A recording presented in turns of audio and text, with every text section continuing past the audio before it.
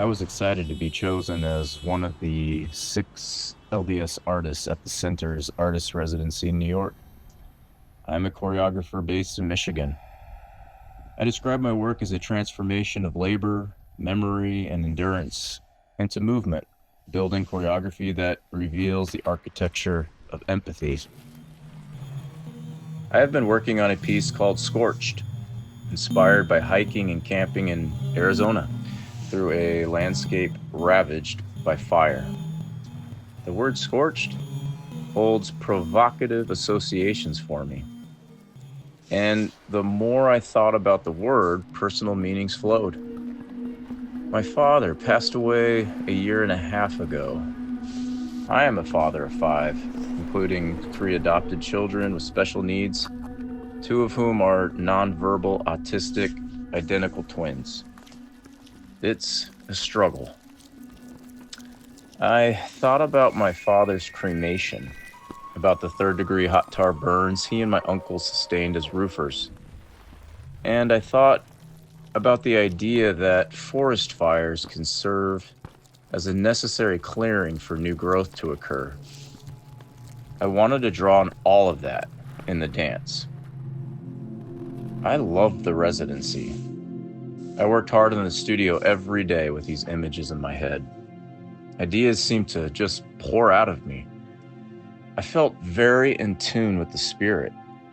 It was almost like I was bearing my testimony in movement the entire week I was there. The residency was life-changing. And then I came home. Back in Michigan, that outpouring of the spirit didn't stop. I felt very driven, an urgency to finish the piece, but I didn't know why. I had planned to develop it slowly, maybe even take a full year before I even showed this to anybody. But I had this overwhelming impression that I had to finish it. I got up every morning, took my son to school, and then went into the dance studio at the university where I teach. For 2 hours before students arrived, I worked like a madman every day. I didn't know exactly what was pushing me. And then, the very next Sunday after I got home, my stake center building in Grand Blanc was attacked in a mass shooting. 4 adults and children were killed. 8 others were injured, and the building was burned to the ground, down to rubble and ashes.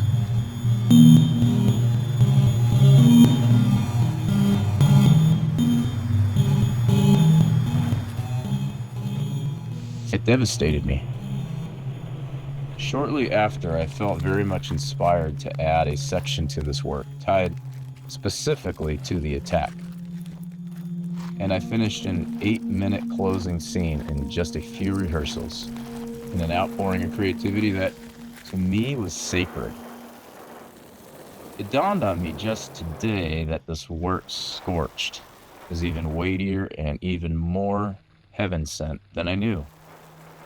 Now, I understand why I felt so driven to finish it. That is what art can do in times of grief. It gives hope and meaning. Out of the ashes comes beauty. Out of the ashes come new beginnings, even redemption.